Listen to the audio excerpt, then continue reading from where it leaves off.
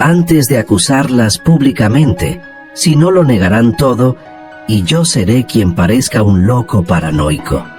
Marisol asintió satisfecha de que por fin él estuviera pensando estratégicamente en lugar de solo reaccionar emocionalmente. Entonces, no estoy realmente enfermo de una enfermedad incurable, dijo él, como si aún apenas pudiera creerlo.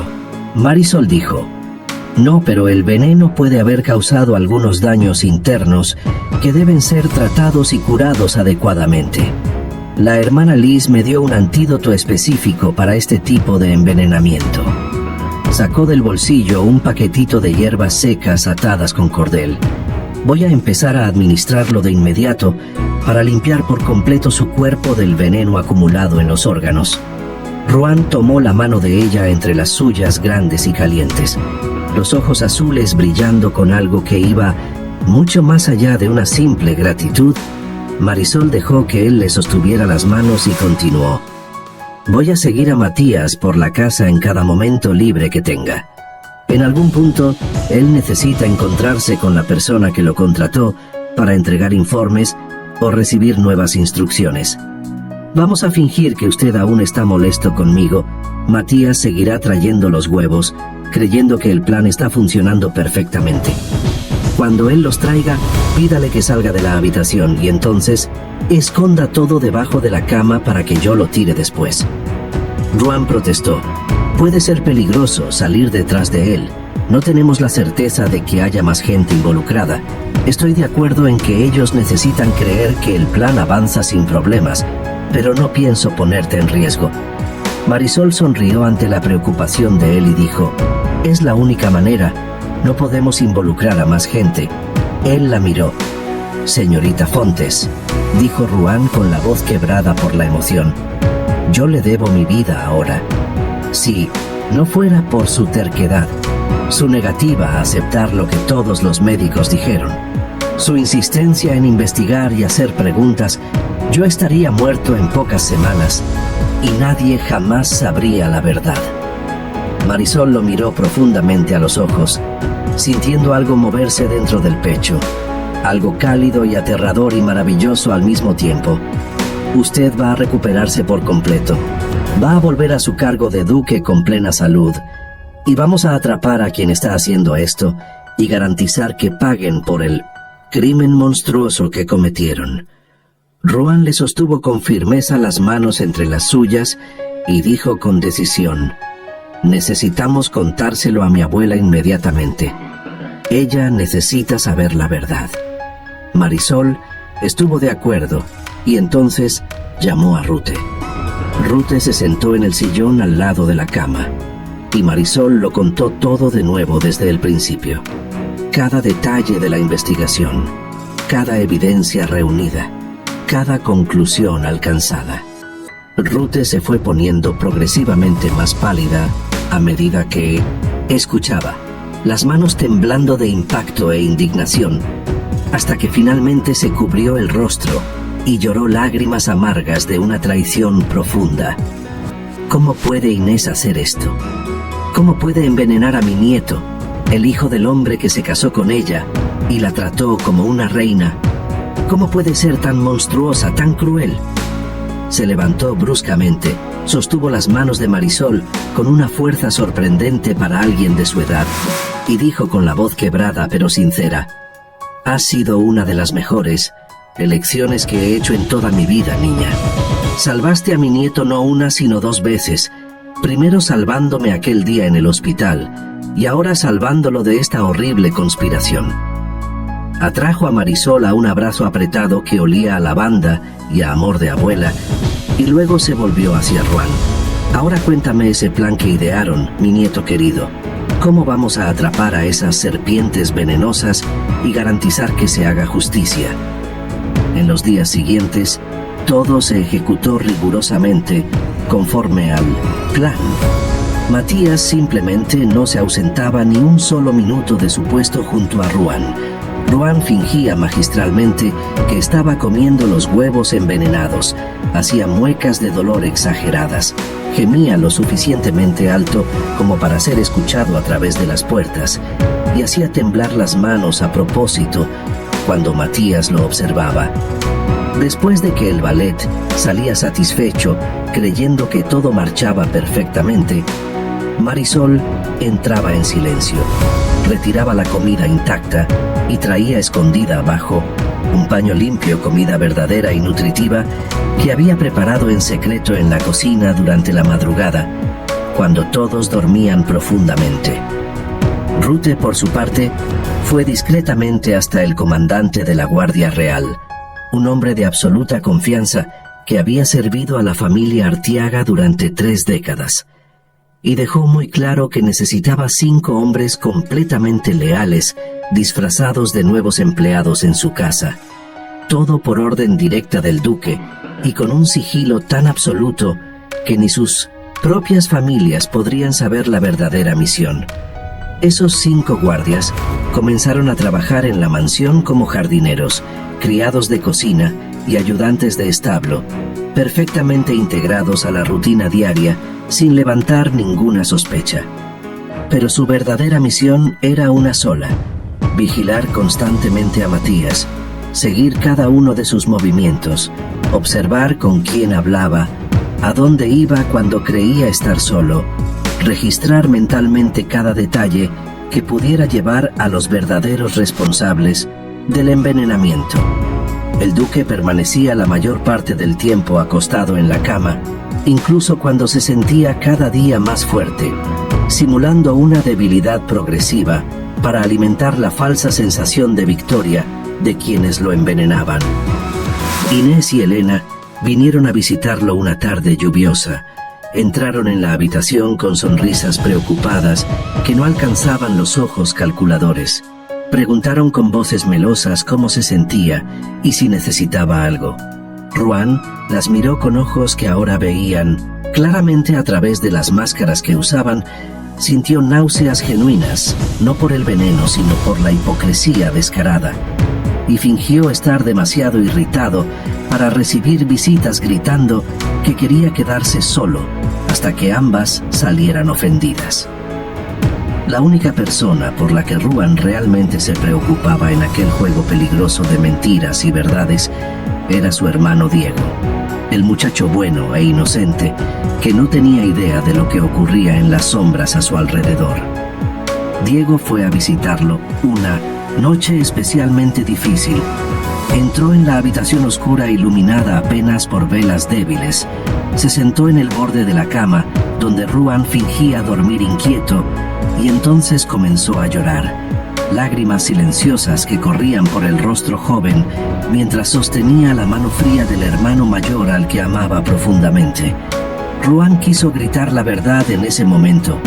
Quiso abrazarlo y decirle que no estaba muriendo, que todo era mentira y conspiración, pero sabía que no podía porque Diego amaba a Elena con la pasión ciega de un primer amor, y antes de destruir esa ilusión, necesitaba tener la certeza absoluta de que ella estaba realmente involucrada, o si era solo Inés manipulándolo todo sola desde las sombras. Diego susurró con voz quebrada, sosteniendo con fuerza la mano del hermano: «Cuando tenga mi primer hijo, le pondré tu nombre, hermano».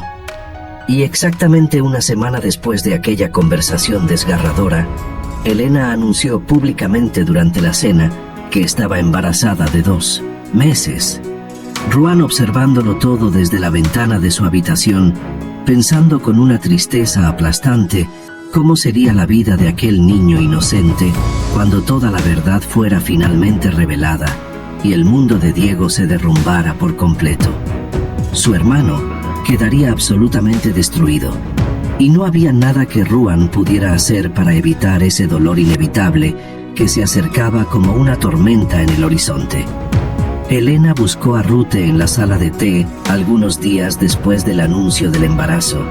Se sentó con gracia en el sillón de terciopelo, con una de las manos apoyada de manera protectora sobre el vientre aún liso, y dijo con un tono entre acusador y herido: «Usted no parece ni un poco feliz con mi embarazo. Pensé que estaría radiante al saber que tendrá un bisnieto, que el linaje Artiaga continuará fuerte y próspero». Rute necesitaba disimular perfectamente porque cualquier desliz podría arruinar todo lo que habían planeado con tanto cuidado. Así que forzó una sonrisa cansada y respondió con una voz que sonaba genuinamente triste. Elena, un niño siempre es una bendición de Dios independientemente de las circunstancias. Pero con la situación terrible de Ruan languideciendo allí en aquella habitación, no consigo encontrar verdadera alegría en mi corazón para nada, ni siquiera para algo tan maravilloso como un bisnieto. Elena pareció aceptar aquella explicación. Dio una palmadita condescendiente en la mano arrugada de Rute. Pero Rute permaneció sentada sola en la sala después de que Elena se fue, las lágrimas finalmente corriendo libremente por el rostro marcado por el tiempo, llorando no de alegría, sino de puro horror al pensar en lo que aquella mujer embarazada estaba haciéndole a su nieto. Mientras tanto, Ruan comenzó a mejorar de manera tan considerable que hasta él mismo se sorprendía cada mañana al despertar sintiéndose más fuerte que el día anterior. El antídoto que Marisol administraba religiosamente 3 veces al día estaba limpiando su cuerpo del veneno, acumulado durante meses de envenenamiento sistemático. Ya lograba levantarse solo sin ayuda. Caminaba por la habitación sin tambalearse. Sentía los músculos regresar poco a poco, el color volviendo al rostro que había estado pálido como cera durante tanto tiempo. Pero necesitaba ocultar todo eso de todos, excepto de Marisol, Rute y los 5 guardias infiltrados. Así que fingía debilidad siempre que alguien fuera de ellos entraba en la habitación. Su cabello crecía vigorosamente ahora que el veneno ya no lo destruía. Pequeños mechones oscuros cubriendo progresivamente el cuero cabelludo que había estado completamente calvo, y la barba también comenzaba a volver dejando una sombra áspera en la mandíbula fuerte. Pero no podía dejar que nadie viera eso, porque sería una prueba obvia de una mejoría inexplicable. Así que todas las noches Marisol iba a la habitación después de que la mansión se dormía, cerraba la puerta con cuidado y con una navaja afilada y manos expertas afeitaba todo, su rostro, y raspaba cada nuevo cabello que insistía en crecer en la cabeza. Tenía que ser ella quien hiciera eso. No podían confiar en nadie más en aquella casa de secretos y traiciones, ni siquiera en los criados más antiguos, porque cualquiera podía estar siendo pagado o amenazado para informar lo que veía. Aquella noche en particular, ella lo estaba afeitando con extremo cuidado, la navaja deslizándose suavemente por su piel, mientras él permanecía inmóvil, sentado en la silla, iluminado solo por velas que proyectaban sombras danzantes por las paredes. Cuando Marisol finalmente terminó limpiando los últimos restos de espuma con un paño húmedo, Ruan se levantó y dijo tocándose el propio rostro liso con expresión melancólica: «Echo tanto de menos mi barba. Me hacía sentir hombre, sentir que tenía algún control sobre mi propia apariencia e identidad». Marisol sonrió comprensiva. «Recuerdo perfectamente cómo era usted con barba». Él la miró sorprendido y divertido. «¿Ya me había visto?» «Antes entonces, señorita Fontes. ¿Quiere decir que nos cruzamos en algún lugar y yo no me di cuenta?» Marisol asintió recordando aquel día que parecía haber ocurrido en otra vida. «Sí, señor. Usted fue una vez al Hospital de las Hermanas, pasó por los pasillos conversando con la Madre Superiora sobre donaciones para ampliar el ala de los niños». Ruan frunció el ceño intentando recordar. «Realmente no la vi aquel día, señorita Fontes, pero ahora tengo la absoluta certeza de que si la hubiera visto, jamás habría olvidado ese rostro suyo tan expresivo y bonito». Marisol sintió el rostro calentarse de inmediato, el rubor subiendo del cuello a las mejillas mientras desviaba la mirada avergonzada ante aquel elogio inesperado dicho con tanta sinceridad. Ruan sonrió al verla sonrojarse y continuó con voz más baja e intensa: «La señorita es realmente muy bonita». Marisol sabía que ese era exactamente el momento de retirarse, de agradecer educadamente el elogio y salir de aquella habitación. antes de que la situación se volviera aún más inapropiada de lo que ya se estaba volviendo. Pero antes de que pudiera moverse, Ruan tomó con delicadeza la navaja de su mano y la colocó sobre la mesa. Luego sostuvo aquella mano pequeña entre las suyas grandes y cálidas, los dedos entrelazándose de una forma que parecía al mismo tiempo completamente natural y absolutamente prohibida. Marisol, dijo él, probando el nombre en la lengua, saboreando cada sílaba. Me gusta mucho ese nombre. Es fuerte, pero femenino, único, pero familiar, exactamente como tú. Él pasó los dedos lentamente por la mano de ella, sintiendo cada callo adquirido a lo largo de años de duro trabajo en el hospital, cada pequeña cicatriz de agujas y hojas, cada marca que contaba una historia de dedicación y sacrificio. Luego comenzó a subir despacio por el brazo de ella, por encima del tejido fino del vestido, dejando un rastro de calor por donde tocaba, y dijo con voz ronca, cargada de emoción acumulada: siempre estaré profundamente agradecido por todo lo que hizo por mi abuela, salvando su vida aquel día en el hospital, y por todo lo que ha hecho por mí, salvándome no una, sino 2 veces de una muerte segura. Usted no es solo una enfermera, Marisol, es una médica verdadera, en el sentido más profundo de la palabra, aunque la sociedad estúpida no reconozca eso oficialmente. Marisol sentía que su corazón iba literalmente a saltar por la boca, latiendo tan fuerte y rápido que estaba segura de que él podía oírlo, incluso a la distancia que los separaba. ¿Qué estaba haciendo él? ¿Hacia dónde iba todo aquello? Ella levantó la mirada encontrando los ojos azules de él que brillaban intensamente a la luz tenue de las velas, y vio el océano entero en aquellos ojos, profundo, misterioso, capaz de ahogarla por completo si no tenía cuidado.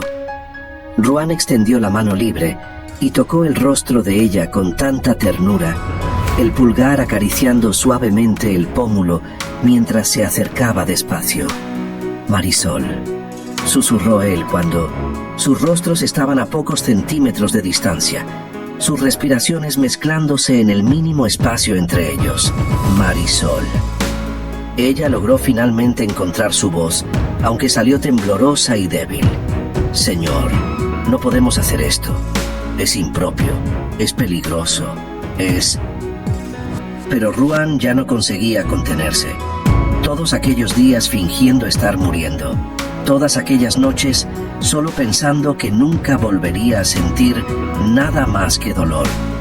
Y ahora allí estaba, vivo y fuerte de nuevo, gracias a aquella mujer extraordinaria que se había negado a abandonarlo cuando todos los demás ya lo habían hecho. La atrajo suavemente, pero con firmeza hacia sí, y finalmente besó aquellos labios que lo habían atormentado en sueños que no se atrevía a admitir ni siquiera para sí mismo. Un beso que comenzó gentil pero rápidamente se profundizó a medida que ella dejaba de resistirse y simplemente se entregaba a aquel momento robado al tiempo. Marisol se dejó llevar por completo. Cerró los ojos y lo sintió todo. El calor del cuerpo de él tan cerca del suyo, el sabor ligeramente salado de sus labios, el aroma de jabón y hierbas medicinales que siempre lo rodeaba ahora, la fuerza de los brazos que la envolvían como si fuera la cosa más preciosa del mundo, el sonido de la respiración acelerada de ambos llenando el silencio de la habitación.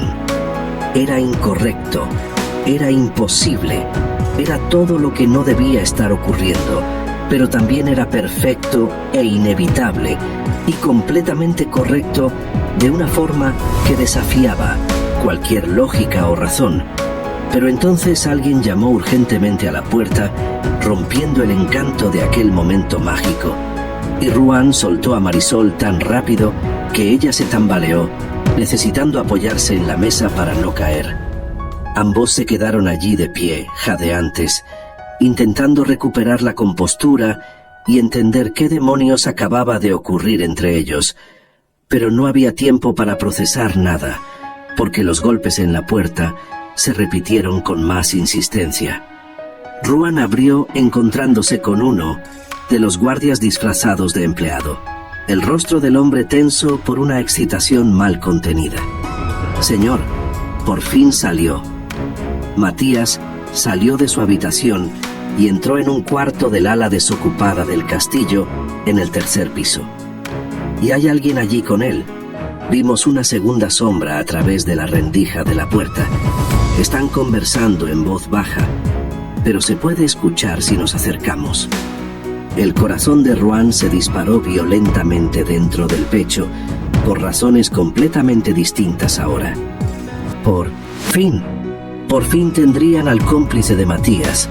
Por fin sabrían quién estaba realmente detrás de aquel plan de acabar con el duque. El guardia continuó. «Dejé a 2 hombres apostados en la puerta en completo silencio por si intenta salir, pero el señor necesita venir ahora antes de que terminen la conversación y se separen de nuevo». Ruan miró a Marisol sabiendo que ella jamás se quedaría allí, esperando pasivamente. Le extendió la mano en una invitación y en una promesa silenciosa, y ella tomó aquella mano sin dudar ni un segundo. «Vamos», dijo él con voz firme cargada de determinación y rabia contenida. Caminaron lo más silenciosamente posible por la mansión sumida en la oscuridad y el silencio, solo algunas antorchas aún encendidas proyectando sombras grotescas en las paredes, mientras subían las escaleras hasta el tercer piso donde se encontraba el ala desocupada. Llegaron al corredor estrecho, donde los 2 guardias estaban apostados a cada lado de la puerta indicada, inmóviles como estatuas, y a medida que Ruan y Marisol se acercaban, podían escuchar voces amortiguadas que venían del interior de la habitación. Una de ellas era definitivamente la de Matías. Reconocerían aquel tono servil en cualquier lugar. Pero la otra... Ruan sintió que el estómago se le encogía en una terrible premonición cuando comenzó a reconocer aquella segunda voz que sonaba tan familiar, pero que no podía, simplemente no podía ser quien temía que fuera. Se negaba a creerlo incluso con toda la evidencia gritándole en los oídos. Se negaba a aceptar que aquella persona específica pudiera estar involucrada en algo tan monstruoso. Pero sabía que necesitaba verlo con sus propios ojos para tener una certeza absoluta antes de sacar cualquier conclusión precipitada. Respiró hondo reuniendo todo el coraje que poseía. Sostuvo la mano de Marisol, quizá buscando fuerza en aquel simple contacto, y entonces abrió de golpe la pesada puerta de roble sin previo aviso.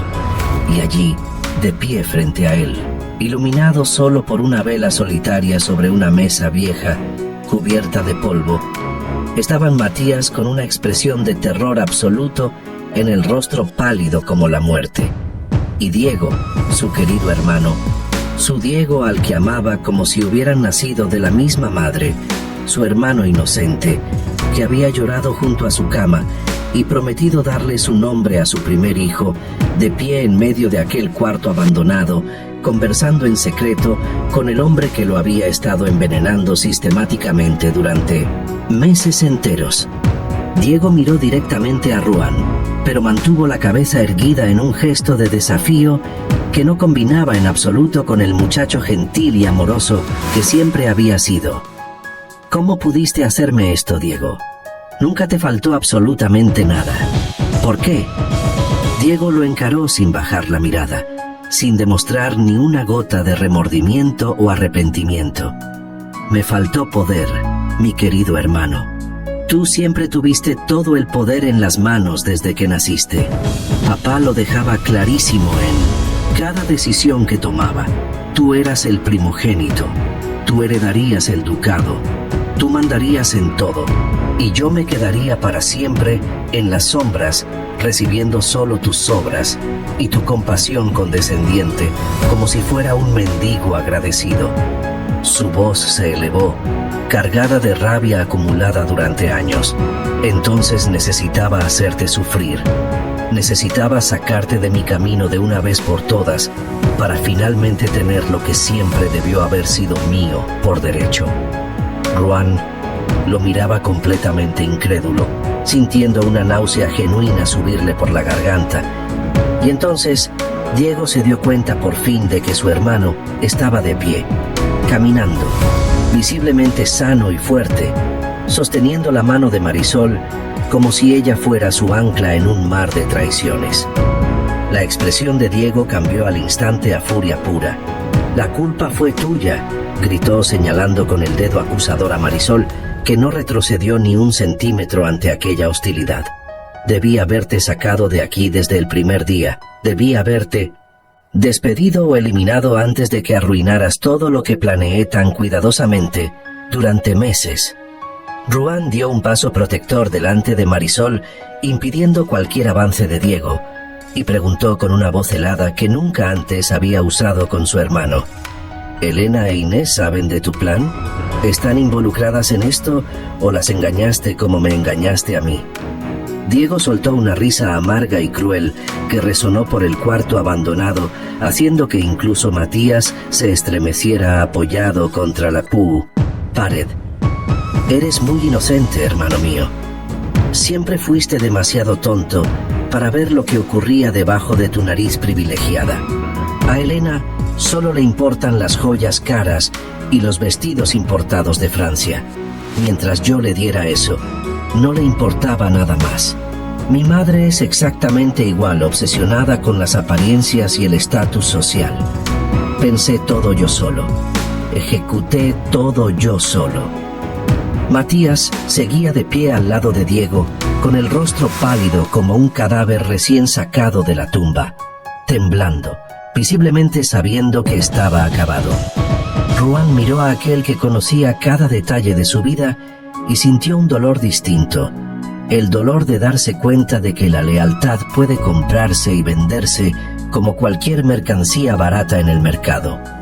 Se volvió hacia los 5 guardias que habían entrado silenciosamente en la habitación y estaban colocados bloqueando cualquier vía de escape. «Llévense a estos 2 de aquí inmediatamente». Los guardias se movieron rápido sujetando a Matías, que no opuso resistencia, y solo lloró en voz baja, y a Diego, que intentó soltarse pero fue sometido con facilidad. Todos fueron conducidos en una procesión tensa a través de los corredores oscuros hasta el salón principal, donde, para sorpresa y horror de Ruan, todos en la mansión ya estaban despiertos y reunidos. La noticia se había difundido rápidamente entre los empleados aterrados, que despertaron con el ruido de pasos pesados y voces alteradas, y ahora observaban conmocionados aquella escena imposible de creer. Elena corrió desesperada al ver a Diego siendo arrastrado por los guardias con las manos atadas a la espalda, sus ojos muy abiertos de pánico puro. «¿Qué significa esto? Diego, mi amor, ¿qué está pasando? ¿Por qué te están arrestando así?» Diego la miró con una expresión entre culpable y resignada. «Lo siento, amor. Intenté darte todo lo que querías. Intenté hacerte duquesa como te prometí, pero fracasé». Y entonces Elena finalmente miró a Ruan, que estaba allí de pie en el centro del salón iluminado, caminando con normalidad, visiblemente sano, y la realidad de aquella situación imposible empezó a penetrar en su mente confusa. Rute se adelantó con una voz firme y autoritaria que silenció todos los murmullos. «Elena, Inés, ustedes 2 van a escuchar lo que tengo que decir sobre lo que hizo Diego, sobre cómo envenenó sistemáticamente a Ruan durante meses enteros, intentando matarlo para asumir el ducado». Y entonces lo contó todo, cada detalle horrible de la conspiración, cada pieza de evidencia reunida, cada mentira desenmascarada. Inés comenzó a llorar copiosamente, cubriéndose el rostro con las manos, temblando por completo. «Hijo, ¿por qué hiciste esto? ¿Cómo pudiste cometer un crimen tan monstruoso? Tienes un hijo en camino, una familia de la que ocuparte, una vida entera por delante». Diego bajó la cabeza, finalmente mostrando alguna emoción más allá de la rabia y el resentimiento. Tal vez vergüenza o un arrepentimiento demasiado tardío para hacer alguna diferencia. Y fue llevado por los guardias, que lo arrastraron fuera del salón, mientras Elena gritaba su nombre entre sollozos desesperados. Ruan observó todo con el corazón destrozado, pero la mente decidida. Y cuando el silencio volvió a pesar sobre todos los reunidos, allí declaró con una voz firme que no admitía contestación: Inés y Elena, ustedes dos se mudarán a una de nuestras casas en la ciudad. No permitiré que les falte nada. Tendrán todo lo que necesitan para vivir cómodamente. Tendrán criados. Recibirán una asignación generosa. Tendrán médicos para cuidar de Elena durante el embarazo y después del nacimiento del niño. Pero no pueden seguir viviendo en esta mansión después de todo lo que ocurrió. Hizo una pausa y continuó: Diego y Matías pagarán por el crimen. Así que arreglen sus cosas y prepárense para la mudanza. Inés jamás podría seguir viviendo en aquella mansión mirando todos los días al hijastro. Así que asintió entre lágrimas, aceptando aquel exilio dorado como la misericordia que realmente era. Cuando por fin todos se dispersaron, regresando a sus camas, intentando procesar lo que acababa de suceder en aquella noche imposible de olvidar, Ruan abrazó a Ruth largamente, sintiendo el cuerpo pequeño y frágil de su abuela temblar contra el suyo, mientras ella lloraba todas las lágrimas que había contenido durante días, fingiendo una fortaleza que no sentía. Él acarició su cabello canoso, susurrando palabras de consuelo, y luego Ruth se apartó, secándose los ojos, y llamó a Marisol, que había permanecido discretamente a un lado, respetando aquel momento íntimo entre abuela y nieto. «Ven aquí, niña», dijo Ruth